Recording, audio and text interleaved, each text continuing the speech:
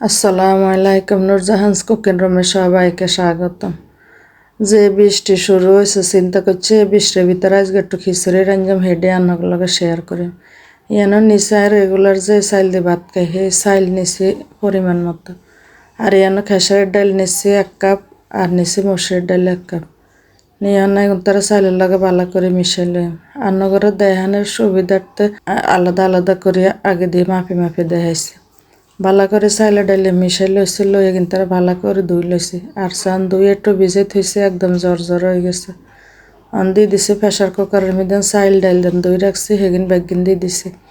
আর এই যে খিচুড়ি কান রাঞ্জিমাই প্রেশার কুকারে একে শর্টপট করে যেন তাড়াতাড়ি হয়ে যায়। আর দিয়ে দিছি এরকম গোল গোল করে দুগা আলু কাটি দিছি, পেঁয়াজ কাটি দিছি, কাঁচামরিচ। আর দিমের মধ্যে আদা রসুন বাটা 1 চা চামচ।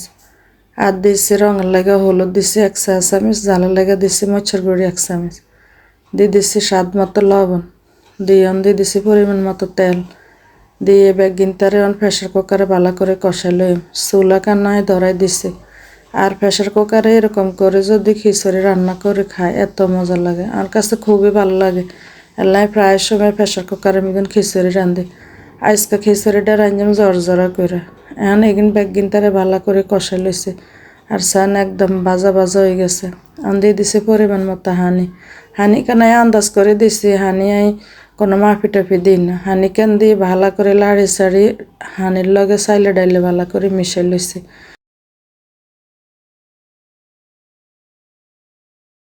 লইয়ানো দিয়ে দিছে দুগা টমেটো কাটি। আর টমেটো গুন দেখছেন নি কি সুন্দর কালার, কমলা কালার, এগিনটা লাল না, এটি দেশি নিজেকে খেতের টমেটো। দিয়ে প্রেশার কুকার কান লাগাই দিছিল, দিয়ে 3 গ্যাসি সাইন পর্যন্ত অপেক্ষা করছি। 3 গ্যাসি সাইনের হরে আরো 10-15 মিনিট হরে পুরাপুরি যেন ভাপ চলে গেছে। ডাকনা কান্ডে খুলি একখানা লাড়ি সাড়ি চাই কিরকম হয়েছে। রান্নাঘরের দেয়া খিচুড়ি খান কেরি কিনে সুন্দর জ্বর হয়েছে। প্রেশার কুকার শীষ দেওয়ার পরে আপনারা প্রেশার কুকার খুলতে যাবেন না, কারণ এই সময় অনেক বড় বিপদ হয়। প্রেশার কুকার নিজস্ব যে একটা হাওয়া, ওই হাওয়াটা চলে গেলে প্রেশার কুকার খুলবেন। আর খিচুড়িটা দেখছেন নি কি সুন্দর জ্বর হয়েছে। নাই খিচুড়ির লাগে খাওয়ার লাগে করিম ভর্তা। দিয়ে দিছি চুলার উপরও কড়াইয়ের মধ্যে দিয়ে দিছি বেশি করে কাঁচামরিচ গুঁড়ো দিয়ে কতক্ষণ লাড়ি ছাড়ি দিয়ে দিছে দেশি রসুনের কোয়া। আর দিয়ে দিছে বেশি করে পেঁয়াজ দিয়ে নেগিন তার একটু ভালো করে ভাজিলাম। আজকে আমি ভর্তা কান করে বেগিনটা টালি তেলে করতাম না, টালি সব কিছু টালি ভর্তা করলে এটা স্বাদ অন্যরকম।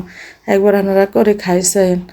আর ভাজা প্রায় হয়ে গেছে, দেখেন কি সুন্দর হয়েছে। তারপরে আটটু ভাজি নিয়ে মরিচগুলো এখনো পুরোপুরি ভাজা হয়নি, ভাজা হয়ে গেছে। অনেক তার তুলি লই এগিনটা তুলি কড়াইয়ের মধ্যে দিয়ে দিচ্ছি শুটকি। এখানে আছে কেসকি শুটকি আর পুঁটি মাছের শুটকি। আর শুটকিগুলো রান্নাগুড়ায় দিয়ে দিচ্ছে, এগুলো আর হাতে বানাই না শুটকি। এগুলো ভালো করে ধুয়ে শুটকি গুনতে বানাই ডিব্বা ভরি থইছি। আর শুটকি গুনতারও ভাজি লই। আর চান কি সুন্দর হয়ে গেছে শুটকি গুণ ভাজা। অনেক তার বেগিনতার মিলে হাড়ার মধ্যে দেখছেন কি সুন্দর করে বাড়ি লইছে।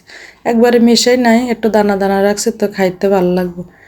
আর করে নিয়ম বেগুন ভাজি। আর বেগুনটা অনেক বড়টা ছিল, এর লাগে মাঝখান দিয়ে কাটি যেন বাঁচতে সুবিধা এরকম করে কাটি লইছে। লই দিয়ে দিছি এনে মিদার পরিমাণ মতো নুন। আর দিয়ে দিছে জ্বালার লাগে মরিচের গুঁড়ি। আর দিয়ে দিছে হলুদের গুঁড়ি। দিয়ে এগিনতার সুন্দর করে দিয়ে আর মাখতার না, চা না যে কেনে করে মাখি। অনেকে আছে এর মাখামাখি করতে গেলে হাত জ্বলে, এর লাগে বেগুন ভাজা ডানারা খাইতে চান না। এরকম করে যে হাইলের মধ্যে লইবেন কিবা যে বাড়ির সাইড ধরে এরকম উল্টা পাল্টা লাড়াছাড়া করতে করতে দেখবেন কি সুন্দর বেগুনের গাত হলুদ মরিচ লবণ পুরা সুন্দর মতো মিশে গেছে। মিশাই লই দিয়ে দিছে তাওয়ার মধ্যে দিয়ে দিছি পরিমাণ মতো তেল দিয়ে অনায় বেগুন দেন মাই থইছে হলুদ মরিচ দিয়ে আরো 5 মিনিট আগে হেগিন দিয়ে দিম। আর বেগুন গিনরে আনারা বাজার আগে 5-10 মিনিট আগে যদি হলুদ মরিচ দিয়ে ভালো করে মাই থই দেন, এই বেগুনের তেলও লাগে কম। কথা করতে করতে 1 ফিট হয়ে গেছে। অনায় কিন্তু ভালো করে উল্টাই দিই। তেল অনেক বেগুন আছে দেওয়ানোর লগে লগে দুনিয়ার তেল দেওয়ান লাগে। তেল দিতে দিতে তেল শেষ হয়ে যায়, বেগুন আর হয় না। এইভাবে আপনারা যদি মাখি থুই দেন, ওই বেগুনের তেলও কম লাগে আর বেগুনগুলো খাইতে অনেক মজা লাগে, ভিতরে লবণ হলুদ পুরোপুরি ঢুকে। কথা কইতে কইতে আরেক ফিটও হয়ে গেছে, উল্টাই দিছে, দিয়ে নাই আরেক ফিটও সুন্দর করে উল্টাই দিই। আর এই বেগুন ভাজা লাল লাল করে ভাজলে খাইতে ভালো লাগে। বেগুনগুন ভাজা হয়ে গেছে, নাই বেগুনগুন তারা সুন্দর করে এক পিস করে উঠাইলে তেল কিনতে ভালো করে সাকি সাকি অন বেগুন ভাজা হয়ে গেছে। এখন খাওয়ার লাগা প্লেট সাজাইতে আসি, দেখেন কি সুন্দর করে খিচুড়ির মধ্যে লইছে বেগুন ভাজি, শসা, কাঁচামরিচ, লেবু আর ভর্তা। আর খিচুড়ি কান দেখেন কি সুন্দর জ্বর হয়েছে। আরটু যদি ঠান্ডা আরো জ্বর হইব। আর খিচুড়িটা একটু গরম গরম খাইতে ভালো লাগে। আর খিচুড়ি কার কাছে কিরকম ভালো লাগে, আর কাছে এরকম একটু ভর্তা আর একটু বেগুন ভাজি দিয়ে এরকম ভালো করে কষলাইয়া মাইকা খাইতে যায় এত ভালো লাগে, কি কই মান্না করে। আমার কাছে খুবই ভালো লাগছে। এভাবে আপনারা একবার বাসা বানায় ট্রাই করে খাই চাইবেন। আর আমার চ্যানেলটা সাবস্ক্রাইব করবেন, আমার পাশে থাকবেন, লাইক দিবেন, শেয়ার করবেন। আর এই খিচুড়িটা এই বর্ষা রান্না করে একবার হইলো খাই, আমার অবশ্য জানাবেন কেমন হয়েছে। আর এখন তো প্রতিদিনে প্যাশ প্যাশ পচা বৃষ্টি শুরু হয়েছে, মাঝে মাঝে এরকম খিচুড়ি রান্না করে খাইতে খুবই ভালো লাগে, খুবই। আমার বাসার তো সবাই অনেক পছন্দ করে। আর দেখতে দেন কি লোভনীয় হয়েছে, খাইতে যে কি মজা হয়েছে।